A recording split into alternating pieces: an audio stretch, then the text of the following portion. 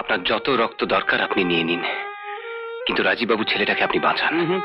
হাসপাতাল থেকে চুপচাপ পালিয়ে এলি? আরে অবতার সেয়েছেন, মাস্তান হয়েছেন। তার মানে এই লুচি হালুয়া সব প্ল্যান করে? তোদের আইনে আমি বিশ্বাস করি না, কারণ আমার জীবনে যা ঘটেছে তার জন্য তোদের পুলিশ ডিপার্টমেন্টও দায়ী।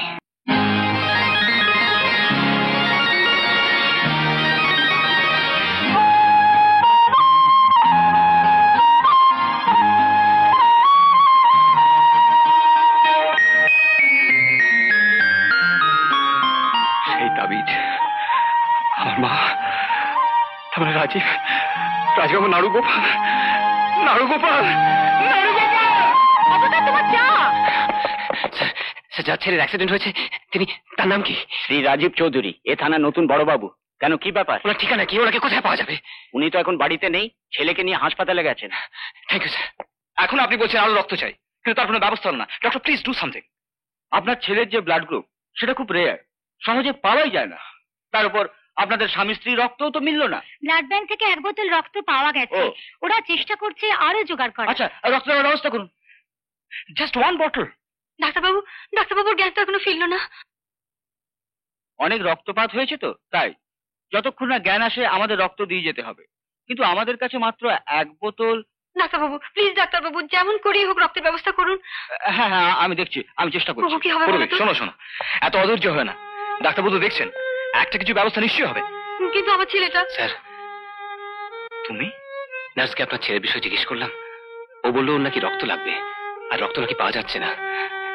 স্যার, আমি রক্ত দেবো স্যার। তুমি? হ্যাঁ স্যার, আমি গুন্ডা মাস্তান হতে পারি, কিন্তু আমার রক্ত খারাপ নয়। Thank you very much. আসলে প্রশ্নটা তা নয়, ব্লাড গ্রুপটা তো মেলা দরকার, তা নাহলে তো। একবার টেস্ট করতে বলুন না স্যার। দেখো না, বলো না ডাক্তারবাবুকে, যদি মিলে যায়। মিলতেও তো পারে। আচ্ছা তুমি ছেলেটার কথা একটু ভেবে দেখছো না? না বৌদি, ভগবানেরও 7 দিনে আপনার ছেলে কোনো অমঙ্গল ঘটায়। আপনি এই তাবিজটা ওর হাতে পরিয়ে নিন। এই তাবিজটা আপনার, তাই না স্যার? হ্যাঁ, কিন্তু কোথায় পেলে? বস্তিতে আপনার হাত থেকে খুলে পড়ে গেছিল। নিন বৌদি। বৌদি, পড়াবার আগে একবার কপালে ঠেকিয়ে দেবেন। আরে আরে, মায়ের পায়ে ফুল রয়েছে ওর মধ্যে, আগে কপালে ঠেকিয়ে তারপর তো বাঁধবে। কিন্তু এই কথা তুমি কি করে জানলে যে পড়াবার আগে কপালে ঠেকিয়ে পড়তে হয়? না স্যার, মানে তাবিজের মধ্যে নিশ্চয়ই পুজোর ফুল থাকে তো, তাই বললাম।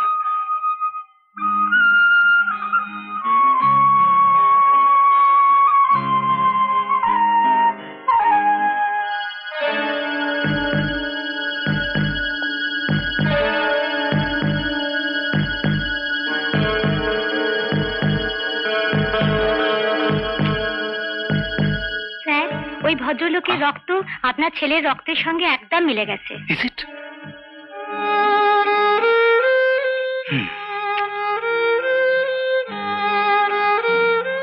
ডাক্তারবাবু, আপনার যত রক্ত দরকার আপনি নিয়ে নিন, কিন্তু রাজীব বাবু ছেলেটাকে আপনি বাঁচান। ডোন্ট ওয়ারি, সব ঠিক হয়ে যাবে। আপনি শুধু চুপটি করে শুয়ে থাকুন, কেমন?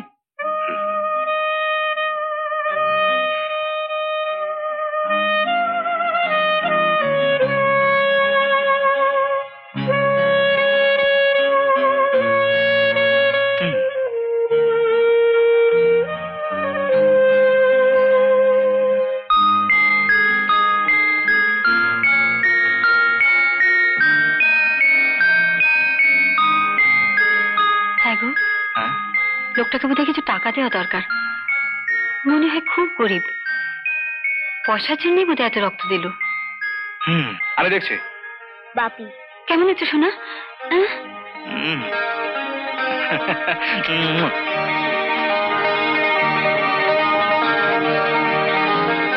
বাপি কি হয়েছে শোনা? এই তো আমি তোমার খাবারে নিচ্ছি, খেয়ে নাও। সঞ্জীবটা কেমন আছে কে জানে। নিশ্চয়ই ভালো আছে, ওঠো খেয়ে নাও। কি লুচি হালুয়া? হ্যাঁ, তুমি সেদিন বলছিলে না তোমার মা প্রায় লুচি হালুয়া করতো। আরে দূর, আমার জন্য থোড়াই, সে তো নাড়ুগোপালের জন্যে। জানো শিখা, মা যখন লুচি হালুয়া তৈরি করে ওকে খাওয়াতেন, তখন ওর চোখে মুখে একটা অদ্ভুত খুশির আনন্দ ফুটে উঠত। ইচ্ছে করছে এটা নিয়ে দৌড়ে ওর কাছে চলে যাই, ওর সেই খুশি আনন্দটুকু আবার প্রাণ ভরে দেখি। তোর সেই ইচ্ছেটা এক্ষুনি পূরণ করে নে না গোবর গণেশ। স্যার, আপনি? এক চড় লাগাবো। কে স্যার করছিস? হ্যাঁ, ভেবেছি আমার চোখকে ফাঁকি দিবি? হাসপাতাল থেকে চুপচাপ পালিয়ে এলি? আরে অবতার সেয়েছেন, মাস্তান হয়েছেন। তার মানে এই লুচি হালুয়া সব প্ল্যান করে? আমি কি করব? উনি যা বলেছেন আমি তাই করেছি। আরে এই তুই তুই কোথায় ছিলি রে? আমাদের সব শেষ হয়ে গেছে পৃথিবীতে। আমি আমি একেবারে একা, একেবারে একা হয়ে গেছি রে, একেবারে একা। মধুমাসি আর সন্ধ্যা আমাদের ছেড়ে চলে গেল, আমরা কিছু করতে পারলাম না। আমি তো আছি, আমি তো আছি রে গোবর গণেশ, আমি তো আছি। হ্যাঁ, আমি তো আছি রে গোবর গণেশ, আমি তো আছি। এই দেখো কাকে ধরে এনেছি, গোবর গণেশ। আমার গোবর গণেশকে এনেছি। আরে ঈশ্বর, কি পালিয়ে বেড়াচ্ছিলে কেন শঙ্কর ভাই? আর পারলাম না বৌদি, এই লুচি আর হালুয়াই আমায় ফাঁসি দিল। আর এই নিশ্চয় শিখা। থাক থাক থাক, প্রণাম করতে হবে না, তোমার মনোবাঞ্ছা পূর্ণ হবে। মনোবাঞ্ছা কি গো? এই যে বৌদি, বৌদি সঞ্জীব কেমন আছে? ভালো আছে, তবে বড্ড জ্বালাচ্ছে। ঘুম নেই, এটা খাবো ওটা খাবো, গল্প শোনাও, গান শোনাও। চলুন আমি ওকে ঘুম পাড়িয়ে দিচ্ছি। পারবে কি? দেখো চেষ্টা করে। চল না ও ঘরে, চল। চলো শিখা, আমরা ততক্ষণ রাত্রে খাবার ব্যবস্থা করি। সঞ্জু, এই দেখো তোমার সেই গোবর গণেশ কাকু। যে তোমাকে নাড়ুগোপাল বলতো? কিন্তু আজ থেকে আমি তোমার নাম দিলাম নাড়ু গোপাল, ছোট্ট নাড়ু গোপাল। কেন? কারণ তোমার বাবা তো পুলিশের পোশাক পরে ফেলেছে, ওকে তো আর সে নামে ডাকা যাবে না, তাই আজ থেকে তুমি হলে নাড়ু গোপাল। খুব ভালো, কিন্তু শাকচুন্নি পিসি কে হবে, যে কি করে হাসতো আর মাছ নিয়ে খেলা করতো?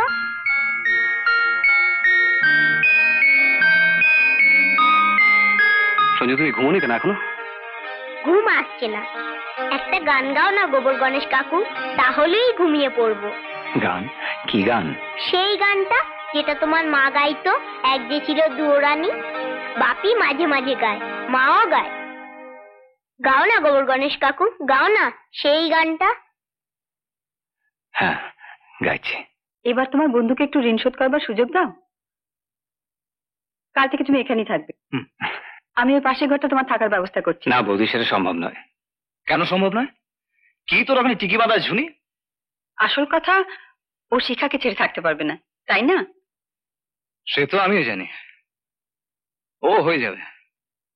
তার আগে তোর একটা ভালো চাকরির ব্যবস্থা করি। আর আমি থাকতে তুই নিশ্চয়ই ওই গ্যারেজে কাজ করবি না?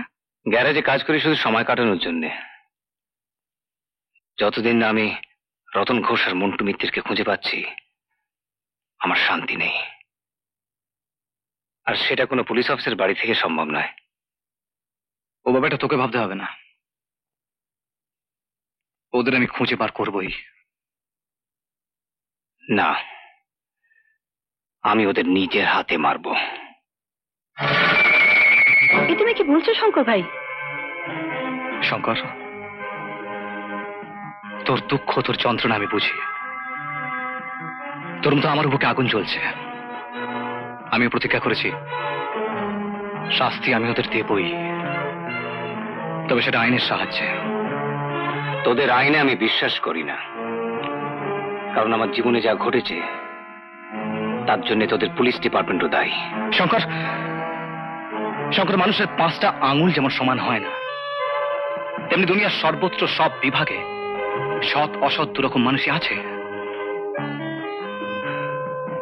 আমার উপর ভরসা রাখ ভাই, এর প্রতিকার আমি করবই।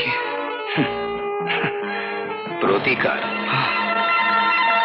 তুইও চাস আর আমিও চাই, কিন্তু আমাদের পথ আলাদা। আমি ওদের খুন করবই, তারপরেই তোদের আইনের হাতে আমি নিজেকে সমর্পণ করব। কিন্তু শঙ্কর, একজন পুলিশ অফিসারের সামনে দাঁড়িয়ে কাউকে খুন করার কথা তুই বলতে পারিস না? যে প্রতিজ্ঞা আমি আমার মা আর বোনের চিতার সামনে দাঁড়িয়ে করেছি, সে কথা একটা পুলিশ অফিসার কেন ভগবানের সামনে বলতেও আমার ভয় করে না। চলো শিখা। আসিস রাজীবদা। হ্যাঁ গো, শঙ্কর ভাই সব কি বলে গেল? ও খুন করবে? শেষকালে ও খুনি হয়ে যাবে?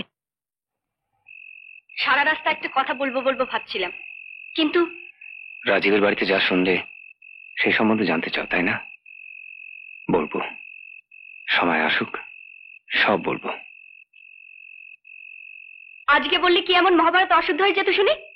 এমন আরো অনেক ভিডিও দেখতে এই চ্যানেলটি সাবস্ক্রাইব করে নিন এবং পাশের বেল আইকনটি প্রেস করে দিন।